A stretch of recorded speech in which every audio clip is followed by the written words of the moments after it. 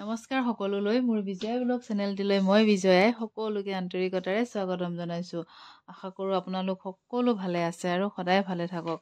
ভিডিঅ'টো পুৱাৰ পৰা আৰম্ভ কৰিছোঁ। এই ভিডিঅ'টো আচলতে 31 ডিচেম্বৰ আৰু 1 জানুৱাৰীৰ হয়। দিয়া বহুতেই দেৰি হৈ গ'ল।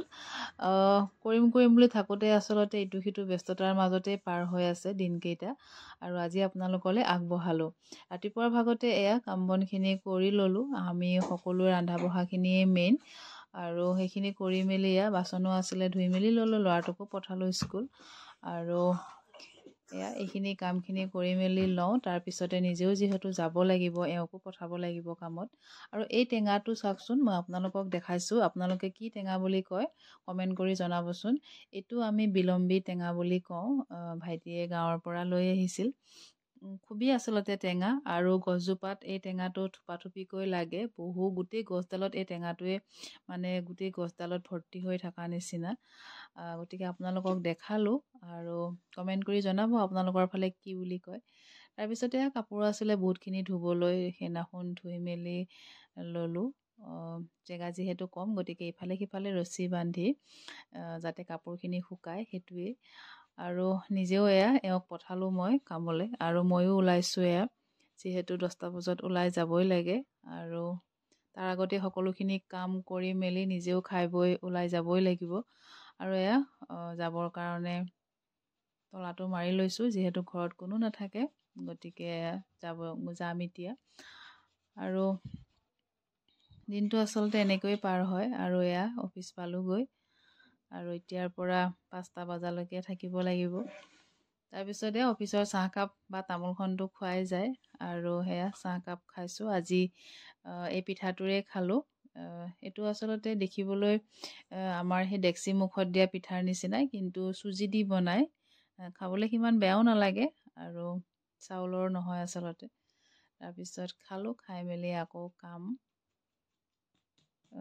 সময়বোৰ আচলতে সঁচাকৈ কেনেকৈ পাৰ হৈ যায় কামত থাকিলে গমেই পোৱা নাযায়। আৰু গধূলা হ'ল, 5 বাজি গৈছেই বাৰু। তাৰপিছতে সেইদিনাখন ইমানেই বজাৰত ভিৰ আছিলে।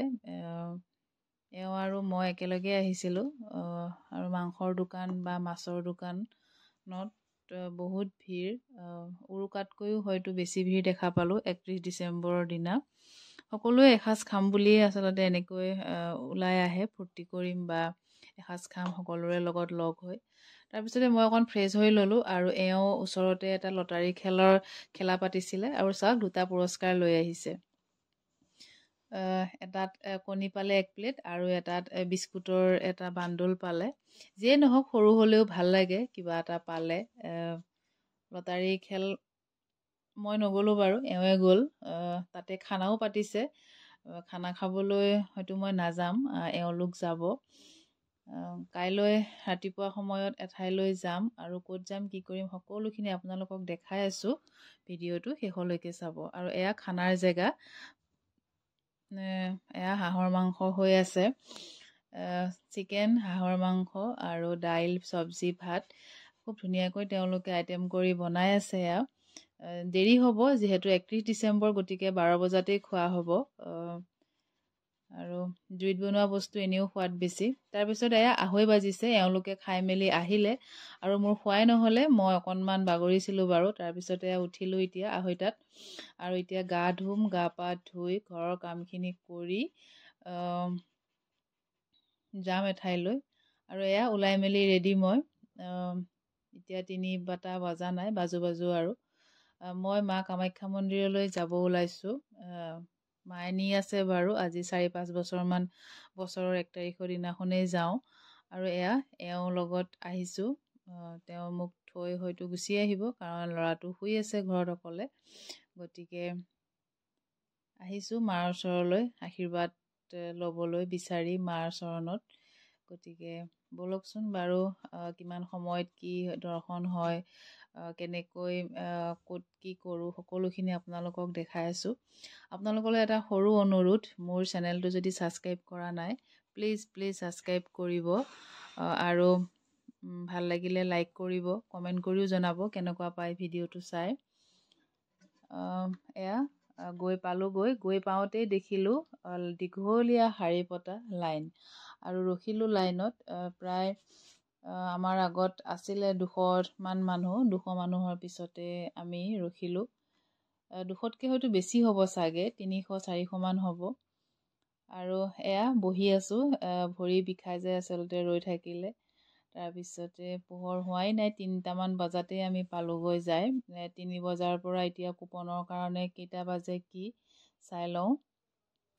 আৰু 1-2 ঘণ্টামানৰ মূৰে মূৰে অলপ অলপকৈ আগুৱাই যায়। এয়া পোহৰ হ'ল আৰু অকণমান আগুৱাই গ'লোঁ বাৰু পোহৰ হোৱালে।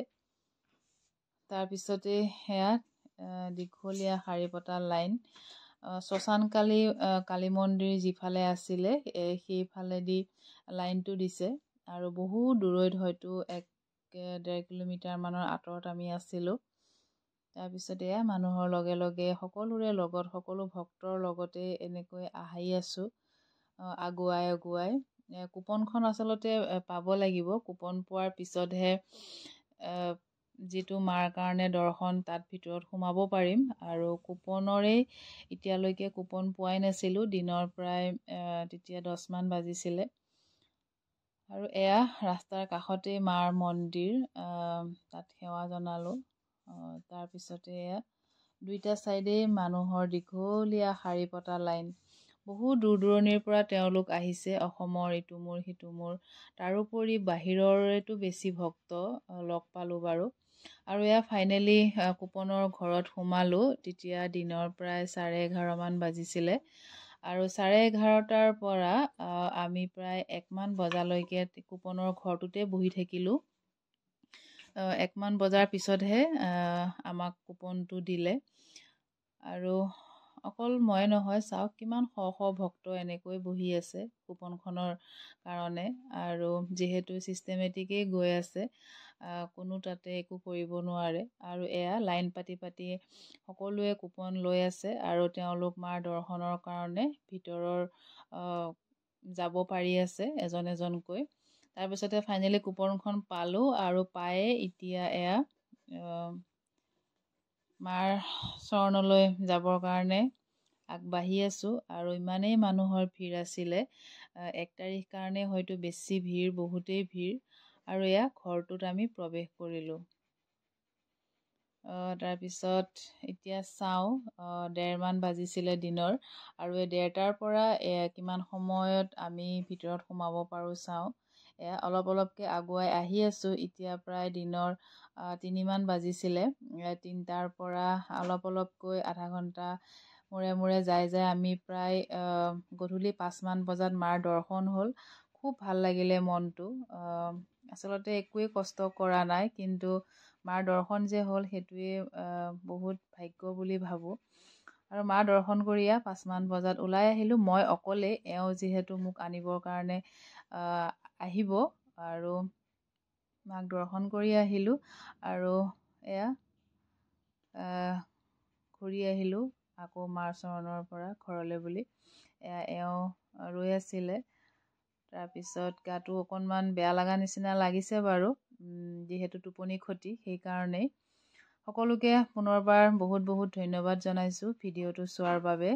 আৰু আজি নতুন বছৰ আৰম্ভ হ'ল। সকলোৰে শুভ হওক, সকলোৰে ভাল হওক, সকলোৰে মনৰ বাঞ্ছা পূৰ্ণ হওক, তাৰে কামনাৰে আজিলৈ আহিছোঁ। ধন্যবাদ।